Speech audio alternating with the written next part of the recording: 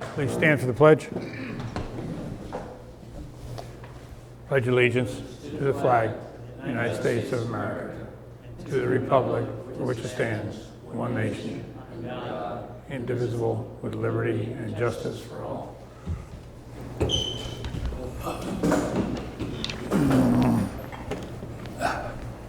Tara, take the attendance, please. The roll. Neil Tolman. Here. Peter Lewis. Here. David Hardy. Here. Dennis Gagnon. Here. Kim Connor. Neil Zuckerman. Here. Andy Moranti. Here. Minutes from the July 18th meeting. Any comments? Additions, deletions? Move to adopt? So moved. I'll second that. All in favor? Aye. Thank you. First item is the return of escrow, Hudson Highlands Land Trust. Are we aware of any outstanding bills, Tara? I checked with Sue Kenny today, and she said as of the latest abstract, everything is paid unless there's something that hasn't been submitted yet. Anything, Ron? No, I haven't. Okay, move to return the escrow to Hudson Highlands Land Trust, Inc. I'll make that motion. Second? Second. All in favor? Aye. Aye, thank you. The public hearing that was scheduled for tonight has been, well, postponed for tonight. We don't know if it'll be back next, assuming it'll be back next month. At the request of the applicant. At the request of the applicant, thank you.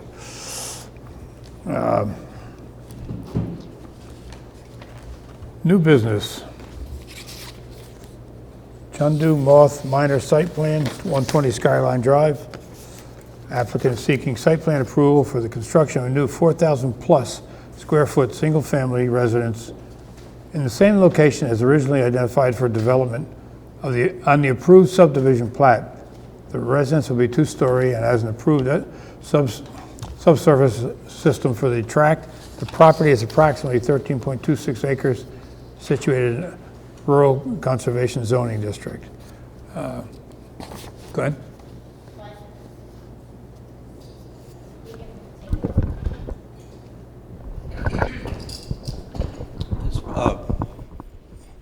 Property is located off of Route 9. Skyline Drive is the drive that goes behind Nate Lyons' screening plant. Existing driveway goes quite a ways, all the way up into what used to be the Lyons property. They subdivided it many years ago, and this is one of the lots. It's obviously an irregularly shaped lot, and I just show you the overview. It looks over the land of the Polhemus gravel mine and the Lyons gravel mine. There are some cliffs along the edge of this property. And I'll just show you this so you get a sense of the overall piece. Route 9 is out here. Horseman's Trail comes in here. Gregorio has an apartment house on this corner. The plan is to build a house on this portion of the property. And for that, we have just provided more detail. House setting on this area of the property. There is a grading issue here that Ron has identified in his memo. A driveway to come in and to an area that has to be held up by a retaining wall. Septic plan has been approved. It was approved a number of years ago and reapproved over several years. Most recently, I believe, in spring of this year for the Ms. Shandu and Mr. Moth, who are the owners of the property. There is a ridge line. This is the mapped ridge line. This is what we think is actually the ridge line. And that's really our whole story. The site that they want to build on it, that site is 13.2 acres? Yes, the whole site, yeah. Okay. The whole piece of property that I showed you up on the top sheet. Yeah. Yes. no, I'm still confused. The site they want to put the house on is how big? Well, it's all part of one big piece of property. We could take a look and estimate it for you. I could figure it out. But this is the 13 acres, and Okay, and they want to build in this area right here. Okay, that answers my question. Okay. It just looked like it was, okay. We changed scale, so it may have thrown you a little bit. Okay. Ron's giving you a memo, and I have just a quick question, just for clarity too, because I was a little bit confused on it. So the hatched out area on the small location maps, to the extreme right? That represents- The extreme right here, up on the corner of your plan. Yeah, that's- That is that property that we're talking about? yep, you see it has the same bumps. Okay. And the same bumps. But is that a common driveway for other? Yes. Okay.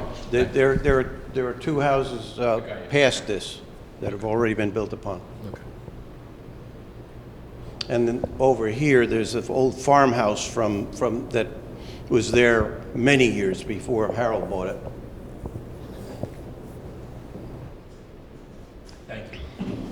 Ron, do you want to get into your?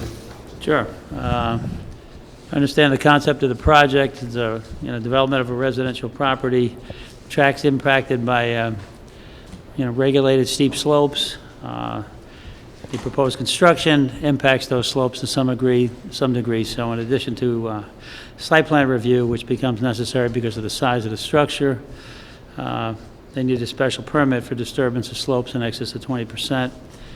Glenn has already explained the issue that there's a mapped ridge line that traverses the property, so he's got to deal with those specific requirements as well, which basically relate to height of structures that are proposed. Initially, the board can classify the project. Residential projects are typically classified as minor projects, so that can be done tonight. Because there's a need for a special permit with the application because of the disturbance of 20% slopes, or greater than 20% slopes. The application is actually complete in one respect, that we need to get a statement from the zoning administrator that there's no outstanding zoning violations on the property. So that's, to perfect the application, that information has to be provided to the board. The applicant has submitted an EAF for the property, but actually pursuant to the latest revisions to the seeker regulations, this actually now becomes a type 2 action, which once you classify it as such, doesn't require any further review, that it's categorically been identified in the state regulations as not having a significant impact on the environment. There's a few referrals that should be made. One is Putnam County Department of Planning, because it's along the Route 9 corridor. And again, with the disturbance of steep slopes, you are required to make a referral to the Town Conservation Board, just for their comments. One last issue on referrals is typically you also send a courtesy referral to the local fire department, so Tara and I can accomplish that referral to North Highlands. I've got a variety of technical comments that the applicant's consultant has to address, and initially, after you make those initial determinations on the classification and the referrals, you should determine whether you want to have a site inspection of the property, just to evaluate potential impacts that are not apparent from a reading of the plan. I don't want to belabor it now, but just short discussion about building retaining walls and possibly having to move the house because of Yeah, the... Glenn can illustrate whether retaining walls are proposed. If you look at the lower area of the plan, can you identify where the walls are? Right here. That's just abutting 35% slopes. Over 4 feet high? Right, they're also over 4 feet high, so there's some plan revisions that have to be addressed. But the issue with disturbance slopes in excess of 35%, the code does not permit anything but very minor construction, footpaths, things of that sort. They don't identify retaining walls as being permitted or that kind of extent of regrading, so. Disturbance here. Right, so. Might be able to adjust our way out of that. My comment was just to pull that up very slightly and eliminate that construction, keep it on the unregulated slopes, and he puts that issue to bed. So he can be looking at that while you determine whether you want to have a site inspection or not. guess I'd like to raise this issue. We constantly have discussions about steep slopes, and the creators of our code were intentional about both steep slopes and about things like scenic ridge lines. And I think because we deeply respect property rights, I do personally, I know every one of you in this table does, we all have our own issues with our own homes that predate the code, but I want to talk about whether every single steep slope that comes to us is one worthy of being waived, because there is a reason why we talk about it. There's a reason why we have concerns about steep slopes, whether that's the Hudson Highlands Reserve, whether it's the one I always, Santucci, I think was the name of it, from many years ago, Yeah. that you and I walked on a Sunday, and it was from the walk that we had, that Glenn, he almost had a heart attack walking up. I was kidding a little bit. You were fine. But He was much younger then. it was a year ago, the one we. I was much younger, you might say. You were younger. So I just want to, because we put ourselves in a position where we set a precedent where basically, as long as, the only benefit of steep slope is to say it is one, because we generally approve it anyway. So I do want to discuss what is a criteria by which I can assess whether it's too steep. Is it just mean as long as man can put his mind to work to create the technology, it's fine? You know, it's almost like a Christian Scientist line. If the mind can conceive, man can achieve. Is that good enough? Like, I don't know what the criteria is, but it doesn't mean that every steep slope, therefore, is waivable by us. And I don't know the answer. I personally would like to go see this site at some point that's convenient for all of us. But I say this not in question of your applicant and your client, but in general, we go through this time and time again. Would you like to address that, or? No, I think that's exactly the point of conducting sidewalks on properties that you might perceive questions on. And again, the initial input I would provide, that I have provided to the applicant, is to suggest that the construction be relocated to lesser slopes. It may not be a difficult matter at all for them to address and simplify the issues of the board. But that can be also made clear by just inspecting the site. Anybody else have questions? I could just add to that. You Go know, ahead. first, there are two things have happened that you're not observing. One thing is there are a lot fewer buildings being built on steep slopes than were built before the law changed. And that's because it never gets to you. A lot of times it never gets to you. And even the site plans that we put forth, significantly less disturbance of steep slopes. But when you come in with a person who sees all over Philipstown people build on steep slopes and finds a place on a piece of property that they really think is exactly where they want a house, you have to look at it.